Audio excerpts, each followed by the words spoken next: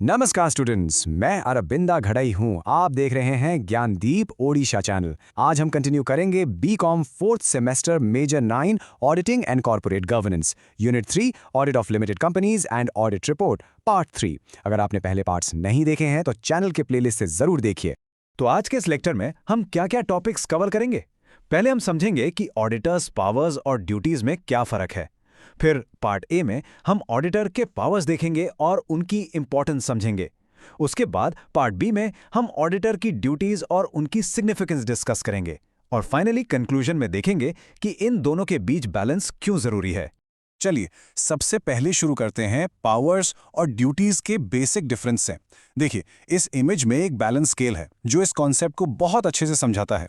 एक तरफ है पावर्स, जिनको हम द राइट्स भी कहते हैं। ये वो लीगल राइट्स हैं जो ऑडिटर को एक्ट के तहत दिए जाते हैं ताकि वो अपना काम ठीक से और इंडिपेंडेंटली बिना किसी प्रेशर के कर सके। और दूसरी तरफ है ड्यूटीज, यानी द रिस्पॉन्सिबिलिटीज। ये वो लीगल ऑब्लिगेशंस हैं जो एक ऑडिटर को पूरी करनी ही पड़ती हैं जब वो अकाउंट्स को चेक करता है। तो सिंपल शब्दों में पावर्स काम करने का अधिकार है और ड्यूटीज उस काम को सही से करने की जिम्मेदारी है। ओके, तो अब आते हैं पार्ट ए पर, पावर्स ऑफ एन ऑडिटर। पहले तो ये समझना जरूरी है कि एक ऑडिटर को ये पावर्स दिए ही क्यों जाते हैं। इसके पीछे 4 मेन ऑब्जेक्टिव्स हैं। पहला, टू एंश्योर इंडिपेंडेंस, यानी पावर्स ऑडिटर को आज़ादी से काम करने में हेल्प करती हैं बिना मैनेजमेंट के किसी दबाव के। दूसरा, to detect fraud and error. इन पावर्स की मदद से ऑडिटर कंपनी के अकाउंट्स में छुपे हुए फ्रॉड या गलतियों को ढूंढ सकता है। तीसरा, to protect shareholders. Auditor shareholders का रिप्रेजेंटेटिव होता है, इसलिए उनके पास पावर होनी चाहिए ताकि वो शेयर होल्डर के इन्वेस्टमेंट को सुरक्षित रख सकें। और चौथा, टू एंश्योर ट्रांसपेरेंसी, यानी कंपनी के फाइनेंशियल मामलों में पारदर्शिता लाना। अब एक एक करके ऑडिटर के स्पेसिफिक पावर्स को देखते हैं। पहला पावर है right to access books of accounts. इसका मतलब यह है कि ऑडिटर के पास कंपनी के सभी बुक्स, रिकॉर्ड्स, वाउचर्स और रजिस्टर्स को एक्सेस करने का पूरा अधिकार है, और वो ये कभी भी कर सकता है। मैनेजमेंट उसे मना नहीं कर सकती। एग्जाम्पल देखिए, if an auditor visits the office at 3 PM on a Tuesday, the manager can not legally hide the daily sales registers. Manager ये नहीं कह सकता कि बाद में आना, ये ऑडिटर का लीगल राइट है। दूसरा पावर है right to obtain information and explanations. Audit के दौरान ऑडिटर कंपनी के ऑफिसर्स से कोई भी जरूरी इंफॉर्मेशन मांग सकता है, और ये ऑफिसर्स की ड्यूटी है कि वो सही डेटा प्रोवाइड करें। अगर वो ऐसा नहीं करते या गलत इंफॉर्मेशन देते हैं तो ऑडिटर इस बात को अपनी रिपोर्ट में लिखेगा। आगे बढ़ते हैं।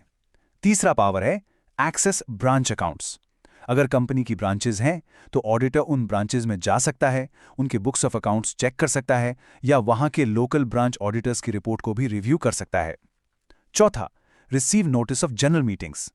इसका मतलब है कि ऑडिटर को हर जनरल मीटिंग, जैसे कि AGM, का नोटिस पाने का अधिकार है। वो मीटिंग अटेंड कर सकता है और ऑडिट से जुड़े किसी भी मामले पर बोल भी सकता है। जैसे हो सकता है कि वो वहां शेयर होल्डर्स के ऑडिट रिपोर्ट से जुड़े सवालों का जवाब देने के लिए मौजूद हो। और पांचवां पावर है right to sign the audit report. ये एक बहुत ही इंपॉर्टेंट पॉइंट है। सिर्फ वही ऑडिटर जो ऑफिशियली अपॉइंट हुआ है या उसकी फर्म का कोई पार्टनर ऑडिट रिपोर्ट को साइन कर सकता है, किसी और को ये अथॉरिटी नहीं है। छठा पावर है राइट टू रिपोर्ट फ्रॉड। अगर ऑडिटर को कोई फ्रॉड मिलता है तो उसके पास ये पावर है कि वो सेंट्रल गवर्नमेंट को रिपोर्ट करें। और एक चीज नोट कीजिए, ये एक पावर भी है और एक ड्यूटी भी। इसका मतलब ये सिर्फ एक अधिकार नहीं बल्कि एक ऐसी जिम्मेदारी है जिसे वो इग्नोर नहीं कर सकता। सातवां, seek legal and technical advice. अगर ऑडिट में कोई ऐसा टेक्निकल मैटर आ जाए जो ऑडिटर के एक्सपर्टीज से बाहर हो तो वो बाहर से एक्सपर्ट्स हायर कर सकता है। जैसे अगर उसे सॉफ्टवेयर में कोई गड़बड़ी का शक है तो वो एक IT एक्सपर्ट को बुला सकता है। और आठवां पावर है राइट टू रेम्यूनरेशन। ऑडिटर को अपने काम के लिए फिक्स की गई ऑडिट फीस पाने का पूरा अधिकार है, जिसमें उसके द्वारा किए गए खर्चे भी शामिल होते हैं। तो हमने ऑडिटर के 8 पावर्स देखे, लेकिन ये पावर्स इतने जरूरी क्यों हैं? ये स्लाइड इसकी इंपॉर्टेंस बताती है। ये पावर्स अकाउंट्स के प्रॉपर वेरिफिकेशन में हेल्प करती हैं, जिससे फाइनेंशियल स्टेटमेंट्स की रिलायबिलिटी यानी भरोसा बढ़ता है। ये अकाउंट्स में हेराफेरी को रोकती है, इन्वेस्टर्स की हितों की रक्षा करती हैं और मैनेजमेंट के अंदर अनुशासन बनाए रखती हैं। अब एक बार शॉर्ट में रिवाइज कर लेते हैं कि ऑडिटर के पास कौन कौन से पावर्स हैं। इस टॉपिक में हमने 8 पॉइंट्स पढ़े। पहला, right to access books of accounts. दूसरा, right to obtain information and explanations. तीसरा, एक्सेस ब्रांच अकाउंट्स। चौथा, receive notice of general meetings. पांचवा, right to sign audit report. छठा, राइट टू रिपोर्ट फ्रॉड। सातवां, seek legal and technical advice. और आठवां, right to remuneration. Exam से पहले इन points को ऐसे ही याद रखिए। चलिए अब आगे बढ़ते हैं पार्ट बी की तरफ, the duties of a company auditor.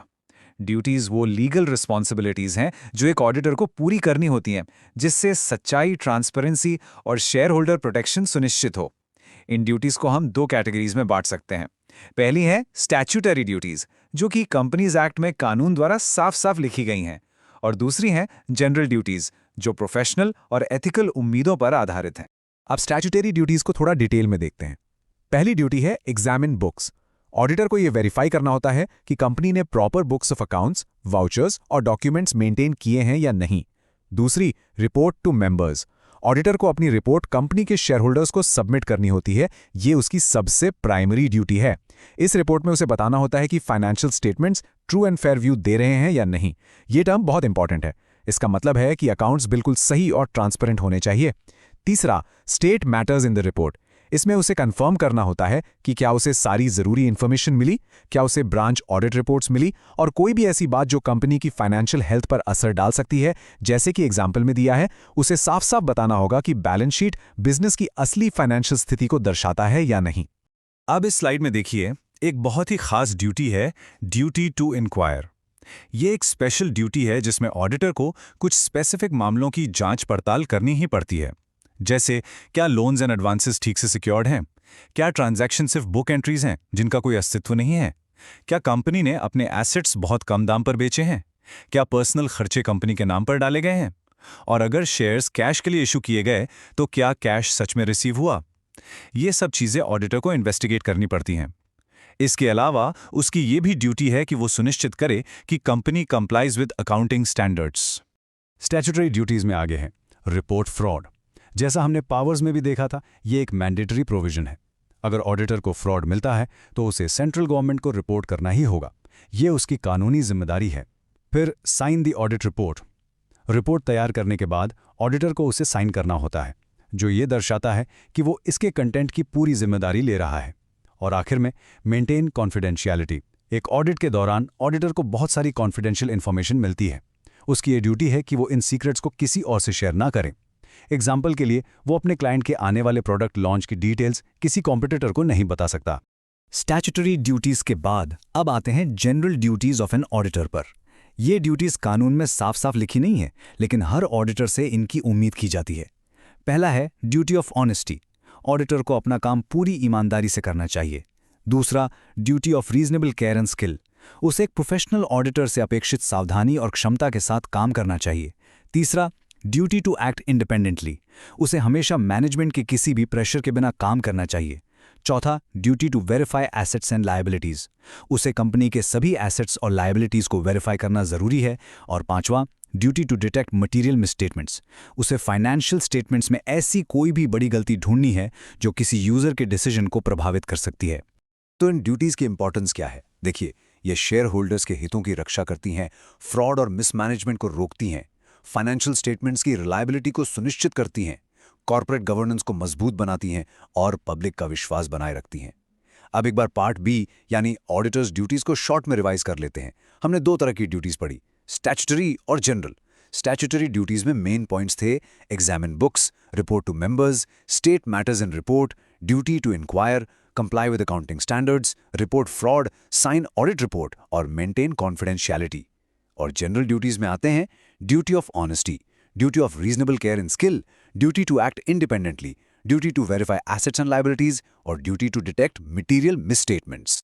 तो अब हम कंक्लूजन पर पहुंच गए हैं, जो हमें वापस उसी बैलेंस के आइडिया पर ले आता है। पावर्स और ड्यूटीज एक ही सिक्के के दो पहलू हैं। जैसा कि स्लाइड में लिखा है, powers are necessary for the effective performance of an audit and duties are vital for maintaining financial discipline. आप एक के बिना दूसरे की कल्पना नहीं कर सकते। और यहाँ एक बहुत जरूरी वार्निंग है, इन ड्यूटीज को पूरा ना करने पर ऑडिटर पर सख्त कानूनी कार्रवाई हो सकती है। ये एग्जाम के पॉइंट ऑफ व्यू से भी इंपॉर्टेंट है।